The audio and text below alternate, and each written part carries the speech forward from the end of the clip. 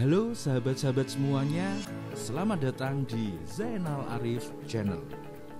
Kali ini saya akan berbagi informasi alur pendaftaran UTBK SBMPTN 2021 yang akan dimulai hari ini, hari Senin 15 Maret 2021 mulai pukul 15 waktu Indonesia Barat. Sebelum mendaftar, sebaiknya sahabat-sahabat semuanya menyimak dulu informasi ini agar memiliki gambaran mengenai alur atau tata cara pendaftarannya, sehingga tidak salah langkah yang bisa mengakibatkan pendaftaran menjadi dianulir dan kehilangan uang pembayaran yang telah dibayarkan. Sebelum mendaftar, jangan lupa untuk berdoa memohon pertolongan Sang Maha Sempurna. Mohon doa restu kepada orang tua, keluarga, Bapak Ibu guru, dan orang-orang tercinta dengan harapan pendaftarannya nanti berjalan lancar, bisa mengikuti UTBK dengan baik dan diterima di PTN pilihan. Dalam pendaftaran nanti disarankan menggunakan PC atau laptop dan jaringan yang kuat, serta tetap tenang apabila saat mendaftar terjadi kendala server dan sebagainya. Baik, yang pertama yang harus kita lakukan adalah login di portal LTMPT menggunakan email dan password akun LTMPT yang telah kita buat. Setelah berhasil, pilih menu pendaftaran UTBK yang beberapa waktu ini dihilangkan. Perhatikan saja nanti menu di dalamnya untuk mendaftar UTBK. Selanjutnya, kita diminta melengkapi biodata.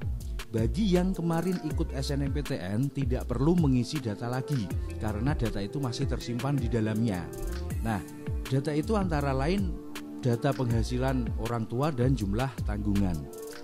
Khusus peserta penyandang tunanetra harus mengunduh formulir pernyataan tunanetra, kemudian mengisinya secara manual dan mengunggahnya lagi. Nah, setelah biodata terisi lengkap dan juga benar, kita lakukan konfirmasi permanen data. Setelah permanen data itu, selanjutnya memilih PTN dan program studi. Pendaftar KIP kuliah tidak diperkenankan mengambil prodi di perguruan tinggi keagamaan, semacam IAIN itu ya.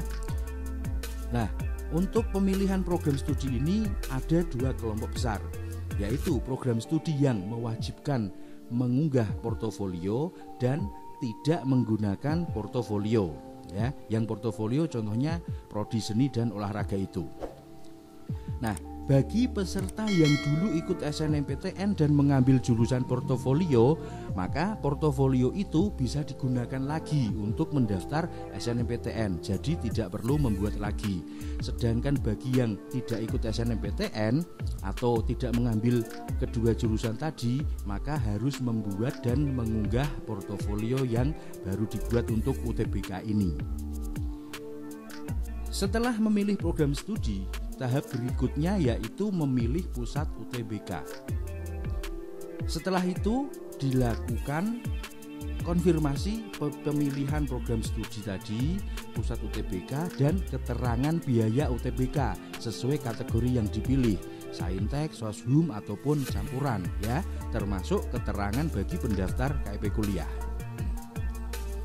Setelah kita melakukan konfirmasi tadi, tunggu beberapa saat. Sistem akan menerbitkan nomor peserta dan memperoleh slip pembayaran yang berisi kode yang harus dibayarkan di Bank Mitra LTMPT. Ada Bank Mandiri, Bank BRI, BNI, atau Bank BTN itu.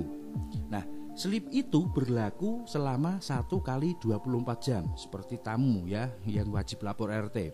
Nah, jika melebihi waktu itu, maka slip tadi menjadi hangus dan tidak bisa dibayarkan, sehingga harus mengulang pendaftaran dari awal tadi. Nah, yang perlu dicermati, jika pusat UTBK yang dipilih ternyata penuh, misal kita memilih pusat UTBK di Semarang dan ternyata penuh, maka nomor peserta dan slip pembayaran tadi dibatalkan, sehingga harus mengulang prosesnya dari awal tadi. Jadi, kamu bisa saja mengulang dari awal jika pusat UTBK-nya penuh dan slip pembayaran tidak dibayarkan lebih dari 24 jam setelah mendapatkan slip tadi. Biasanya ada keterangan batas waktunya kok. Kemudian untuk pemegang KIP kuliah tidak perlu melakukan pembayaran. Tapi sekali lagi yang perlu dicermati, berdasarkan pedoman pendaftaran KIP kuliah 2021, hanya peserta yang terdata di DTKS saja yang bebas biaya UTBK. Berikutnya, setelah melakukan pembayaran, langkah berikutnya login lagi di portal LTMPT untuk melihat nomor pendaftaran. Pengalaman tahun lalu, setelah membayar di bank, muncul informasi kapan jadwal tes kita, hari dan sesinya. Nah, ada pula info di mana lokasinya atau pusat UTBK-nya. Setelah itu, kita lakukan konfirmasi kartu tanda peserta, kemudian mengunduh dan mencetaknya, karena kartu itu harus dibawa saat mengikuti UTBK. Sahabat-sahabatku semuanya, selain kartu peserta UTBK tadi, ada berkas lain yang harus dibawa pada saat UTBK atau saat ujian, yaitu untuk peserta lulusan 2020 dan 2029 wajib membawa ijazah. Sedangkan lulusan 2021 wajib membawa surat keterangan identitas pelajar dari sekolah yang sekurang-kurangnya memuat informasi jati diri seperti alamat, NISN, NIK dan sebagainya itu. Di dalamnya juga memuat pas foto warna terbaru, ditandatangani kepala sekolah dan juga dibubui cap atau stempel sekolah. Jika tidak lengkap berkas itu, bisa saja nanti kalian tidak diizinkan mengikuti UTBK dan gagal sebelum berperang, belum menyatakan cinta tapi sudah ditolak begitu. Nah, yang tidak boleh lupa, pakai masker juga dan penuhi protokol kesehatan.